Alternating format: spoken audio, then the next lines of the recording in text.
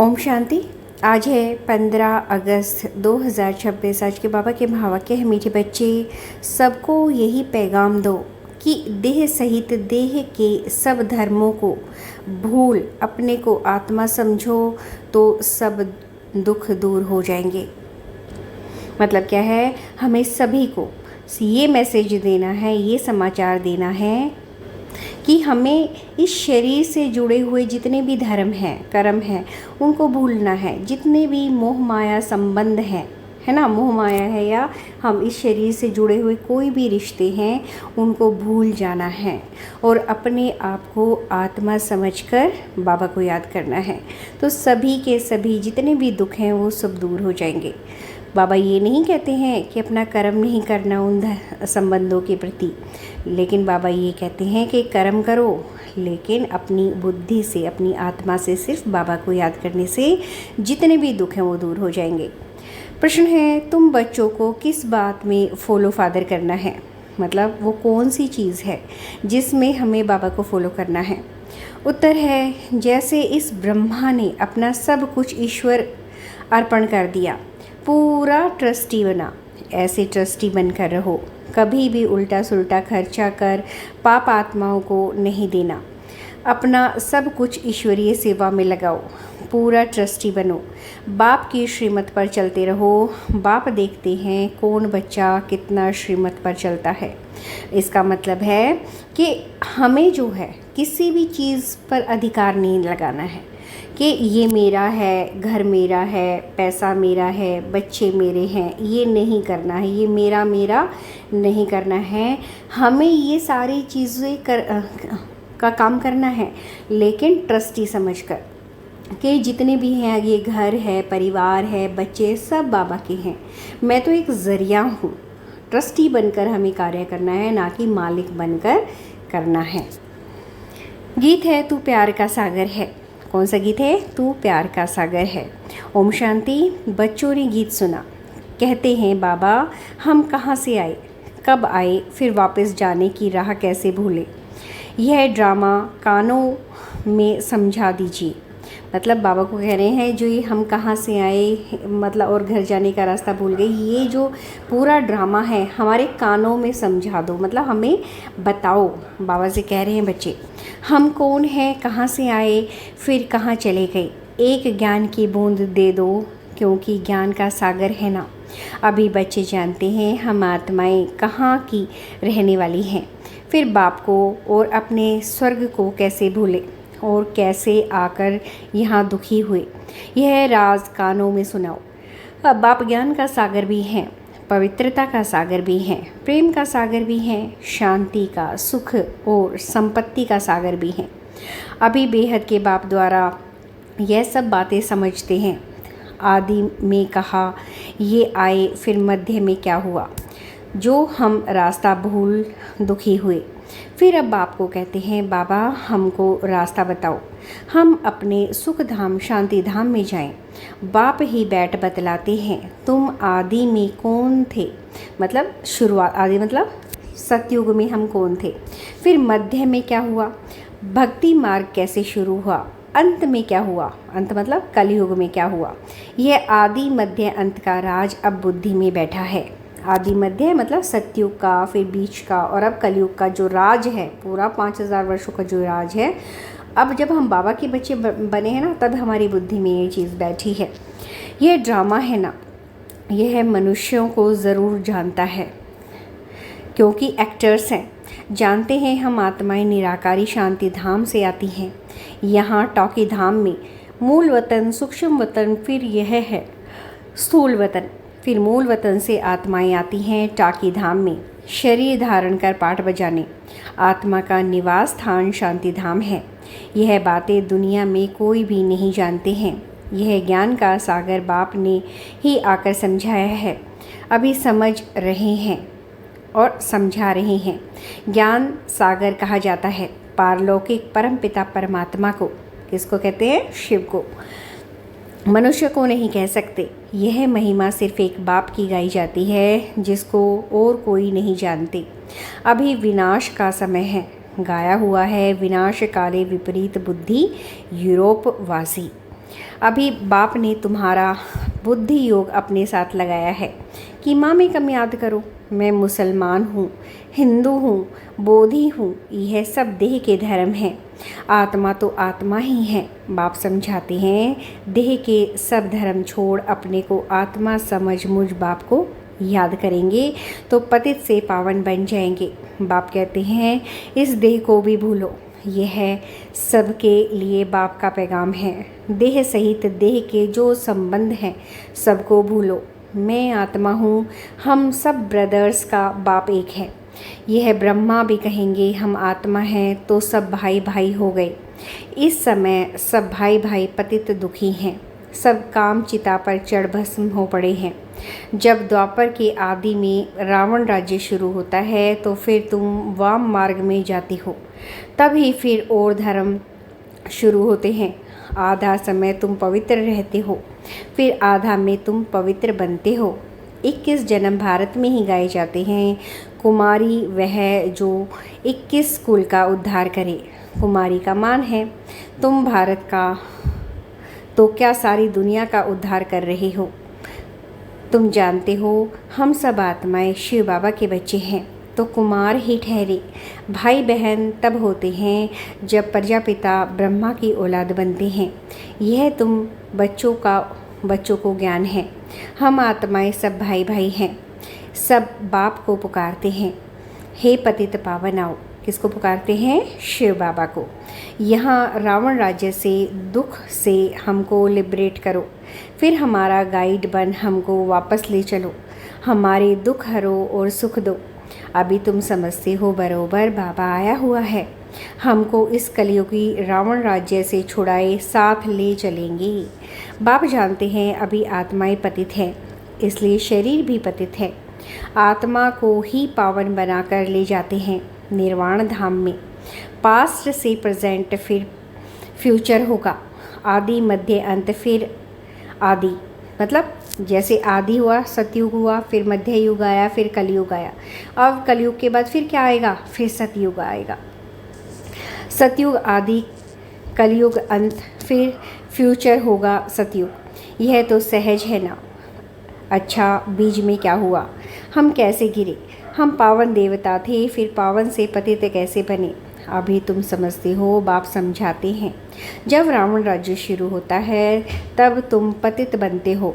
अब फिर तुमको भविष्य देवता बनाने आया हूँ। मतलब भविष्य में बाबा हमें क्या बनाएंगे? देवता बनाएंगे। इसमें डिफ़िकल्टी की कोई बात नहीं। बाप कहते हैं तुमको इस विषय सागर से पार ले जाते हैं। गाते भी हैं नैया मेरी, सभी पुकारते हैं एक बाप को। मतलब किसे पुकार रहे हैं? शिव बाबा को। हमारी नैया जो डूबी हुई है इसको शीर्ष सागर में ले चलो। उसको खेवैया बागवान भी कहते हैं। बाप कहते हैं तुमको इस विषय सागर से पार ले जाते हैं। गाते भी हैं नैया मेरी, सभी पुकारते हैं एक बाप को। हमारी नैया जो डूबी हुई है उसको शीर्ष सागर में ले चलो। उसको खवैया बागवान भी कहते हैं। अभी कांटों के जंगल में पड़े हैं, हमको फिर फूलों के बगीचे में ले चलो। मतलब हम बाबा को कह रहे हैं कि अभी हम कांटों मतलब दुख परेशानी में फंसे पड़े हैं, हमें जो है इससे निकाल के सतयुग में ले चलो, है ना। मतलब फूलों के बगीचे में ले चलो। देवताएं फूल है ना।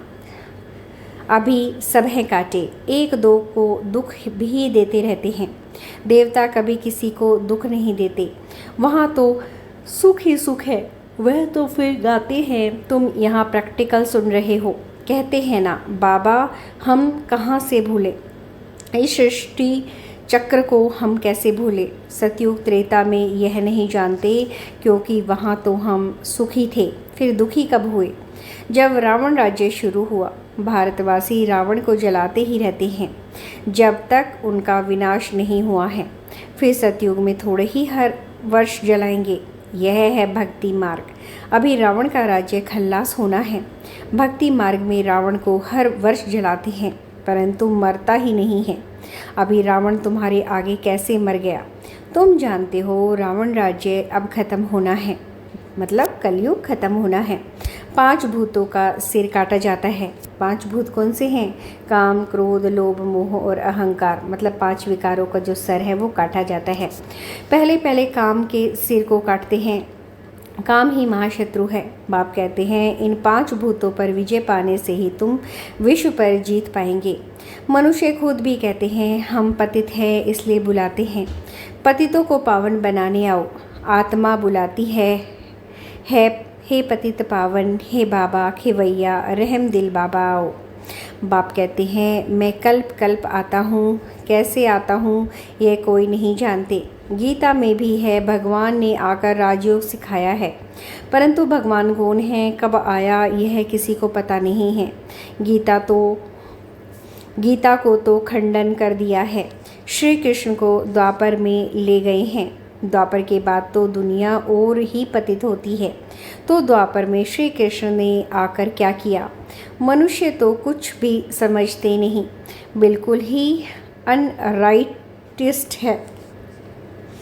सतयुग में होते हैं राइटिस्ट, मतलब सतयुग में सब कुछ सही होता है, और जो अब जो हैं कैसे हो चुके हैं, कोई सही नहीं है, सब अनराइटिस्ट है। तुम अभी अनराइटियस से राइटियस बनते हो, मतलब गलत से सही बनते हो। बाप समझाते हैं तुम ही संपूर्ण निर्विकारी पूज्य थे, तुम ही अब विकारी पूज्य बने हो। आप ही पूज्य, आप ही पुजारी। पहले तुम पूज्य थे 21 जन्म तक, फिर पुजारी बने हो। सतयुग में 8 जन्म, फिर त्रेता में 12 जन्म लेते हो।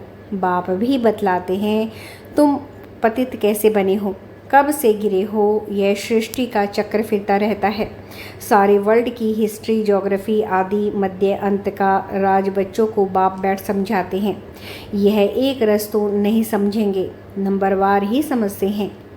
बाप कहते हैं मैं आकर किंगडम स्थापन करता हूँ। अब तुमको संपूर्ण संपन्न सर्वगुण संपन्न बनना है, तब तक सतयुग में जा नहीं सकते। बनना यहाँ है, फिर भविष्य में जाकर तुम राज्य करेंगे।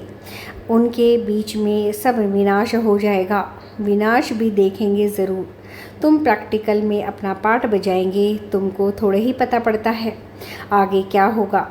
जो कल्प पहले हुआ होगा वही होगा। तुमको टोटल बताया जाता है। स्थापना और विनाश होना है। विनाश कैसे होगा, वह तो जब होगा तब देखेंगे।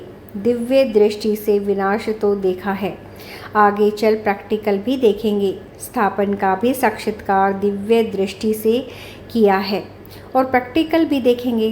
बाकी जास्ती ध्यान में जाना भी ठीक नहीं है, फिर वैकुंठ में जाकर डांस करने लग पड़ते हैं। न ज्ञान न योग, दोनों से वंचित हो जाते हैं। ध्यान में जाने की कोई दरकार नहीं, यह तो भोग सिर्फ लगाया जाता है। तुम ब्राह्मण वहाँ जाते हो, देवताओं और ब्राह्मणों की महफिल लगती है। यहाँ तुम पियर घर में बैठे हो, फिर तुमको लायक बनाया जाता है विष्णुपुरी जाने के लिए। कन्या की जब सगाई करते हैं तो उसको समझाया जाता है ससुर घर में कैसे चलना, सबसे प्यार से चलना, झगड़ा नहीं करना। यह भी हूबहू ऐसे है। बाप कहते हैं तुमको सर्वगुण संपन्न यहाँ बनना है। स्वर्ग में यह लड़ाई झगड़े आदि होते नहीं। अभी तुम विष्णुपुरी ससुर घर जाते हो, वहाँ है महान वैष्णव। उन जैसे वैष्णव सृष्टि पर होते नहीं। वैष्णव देवताएं विकार में थोड़े ही जाते हैं। विकार है हिंसा। कहा जाता है अहिंसा परमो देवी देवता धर्म। अभी तुम जानते हो हम पियर घर में बैठे हैं, अभी हमको विष्णुपुरी में जाना है। जानते हो वहाँ बहुत सुख होता है। शादी में पहले कन्या फटा हुआ कपड़ा पहनती है, जिसको वनवाह कहते हैं। तुम्हारे पास भी अभी क्या है? तुम भी नहीं, कुछ भी नहीं। यह तो ठिक्कर बित्तर है। यहाँ तुमको कोई भी जेवर आदि पहनने की दरकार नहीं, परंतु कहते हैं गृहस्थ में रहना है, शादी आदि में जाना पड़ता है तो जेवर आदि भी भल पहनो, मना नहीं है। नहीं तो कहेंगे विधवा जेवर नहीं पहनती है, नाम बदनाम होगा। तब बाबा कहते हैं नाम बदनाम नहीं करना है, कुछ भी पहनो, अपने को आत्मा समझ बाप को याद करो। जाओ भल कहाँ भी, यह मंत्र याद रखो, यह परीक्षा लो, हम याद में रहते हैं। हम जाते हैं बाबा के डायरेक्शन से, उनके साथ भी तोड़ निभाना है, परंतु हथ कार्डे दिल यार्डे तो समझेंगे यह मजबूत है। जेवर आदि पहन शादी पर भल जाओ, इकट्ठे रहो, लेकिन महावीर बनना है। मतलब बाबा कहते हैं अगर तुम्हें शादी पार्टियों में जाना है, वैसे कपड़े पहनने हैं, जेवर पहने, बाबा कहते हैं पहनो, लेकिन बाबा को याद करो। सन्यासियों को का भी दिखाते हैं ना। गुरु ने वेश्या पास भेज दिया, सर्प के पास भेज दिया। जो बहादुरी के से पास हो दिखाते हैं, उनको महावीर कहा जाता है। बाप की याद में रहेंगे तो फिर कोई कर्मेंद्रियों से चंचलता नहीं होगी। बाप को भूले तो कर्मेंद्रियां चंचल होंगी। विश्व के तुम मालिक बनते हो, यह काम बात है क्या? सन्यासी इन बातों को बिल्कुल नहीं जानते। शास्त्रों में भल कुछ बातें हैं, परंतु खंडन कर दिया है। भगवानुवाच, मैं तुमको राजयोग सिखाता हूँ। जब तक जीतते रहेंगे, ज्ञान अमृत पीते रहेंगे, सुनते रहेंगे, राजधानी स्थापन हो जाएगी। बच्चों को घड़ी घड़ी शिक्षा दी जाती है। एक बाप को याद करो, देवी लक्षण सीखो, कोई भी विक्रम ना हो, यह तो असुरों का काम है। तुम अभी देवता बनते हो तो देवी गुण धारण करते हो। सबसे बड़ा है काम का काटा। आदत पड़ी हुई है तो घड़ी घड़ी गिर पड़ते हैं। माया चमाट मार फा कर देती है। तब गाया जाता है, आश्चर्यवत सुनंती कथंती।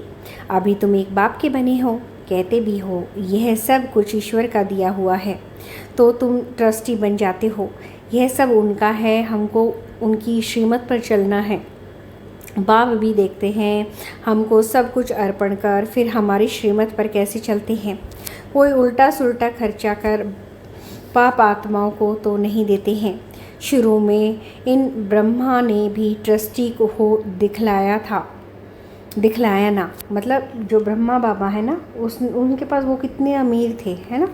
कहते हैं वो जवाहरातों के मालिक थे, ज्वेलरी वगैरह इनके मालिक थे, लेकिन बाबा ने सब कुछ त्याग दिया। बाबा ने ट्रस्टी होकर, मतलब अपना मालिकानापन छोड़कर सिर्फ ट्रस्टी होकर के सब कुछ बाबा का है, सब कुछ कार्य किया। ब्रह्मा बाबा ने फिर ट्रस्टी होकर दिखलाया, मालिकपन नहीं दिखाया। सब कुछ ईश्वर अर्पण कर खुद ट्रस्टी बन गए। मतलब उन्होंने अपना मालिकाना जो हक है वो छोड़ दिया, बस किसी को भी कुछ नहीं दिया। ईश्वर के अर्थ किया तो ईश्वर के काम में ही लगना है। शरीर निर्वाह भी तो होता था ना। जो कुछ था सब सर्विस में लगा दिया। मतलब ब्रह्मा बाबा के पास जो भी कुछ था, है ना, वो सब ब्रह्मा बाबा ने सर्विस में लगा दिया, बाबा को की याद में लगा दिया। इनको देख फिर दूसरों ने भी ऐसा किया, भट्ठी बन गई। भट्ठी नहीं बनती तो इतने बच्चे होशियार कैसे होते सर्विस के लिए। पाकिस्तान में सीखे, फिर यहाँ आकर सीखे। जब समझाने लायक बने तब बाहर निकले। अभी तो देखो कितने प्रदर्शनियाँ आदि करते रहते हैं। बड़ों को निमंत्रण देते हैं। इन ज्ञान यज्ञ से, इस ज्ञान यज्ञ में विघ्न भी अनेक प्रकार के पड़ेंगे। विघ्नों से डरना नहीं। अबलाओं पर कितने अत्याचार होते हैं। बाप कहते हैं योग बल में रह उन्हों को समझाओ। भगवान बाप के भी बच्चे बनकर फिर बाप को भूल जाते हो, माया के बन जाते हो। यह भी हार जीत की कुश्ती है, परंतु बॉक्सिंग मुआफिक है। माया गुस्सा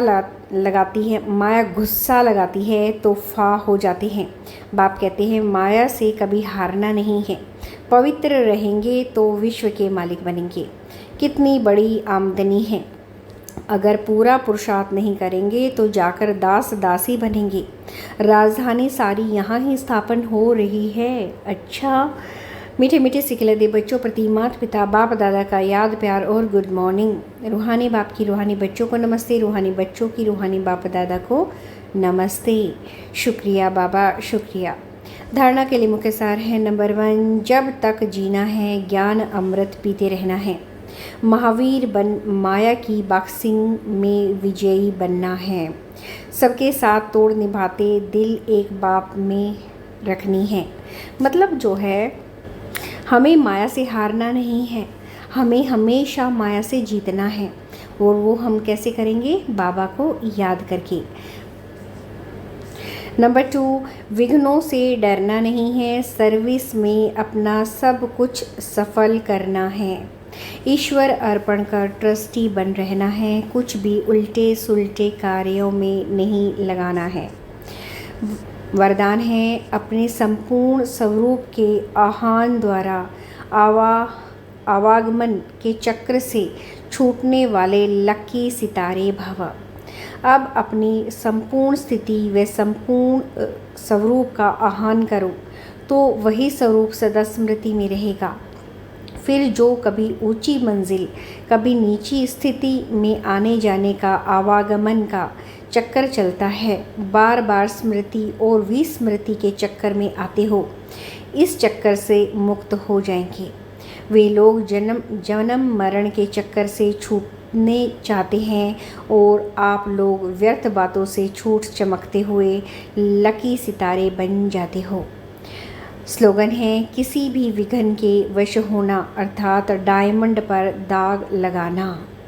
अव्यक्त इशारे अपवित्रता के बीज को भी समाप्त कर संपूर्ण स्वच्छ मतलब पवित्र बनो। जैसे आपका आदि स्वरूप पवित्र देवता है, ऐसे यह अंतिम जन्म भी पवित्र ब्राह्मण जीवन है। इस स्मृति के आधार पर पवित्र जीवन अति सहज अनुभव करो। पवित्र बनो, योगी बनो, यही महामंत्र सर्व प्राप्तियों की चाबी है। अगर पवित्रता नहीं, योगी जीवन नहीं, तो अधिकारी होते हुए भी अधिकार की अनुभूति नहीं कर सकेंगे। यह महामंत्र ही सर्व खजानों के अनुभूति की चाबी है। मतलब कौन सा महामंत्र है? बाबा को याद करने का, बाबा की याद में रहने का, अपने आप को आत्मा समझकर। और जो ये बाबा की याद का ये जो महामंत्र है, ये जितने भी खजाने हैं, है ना, उसकी अनुभूति की चाबी है। बस सारी चीज़ों की खुशियों की चाबी क्या है?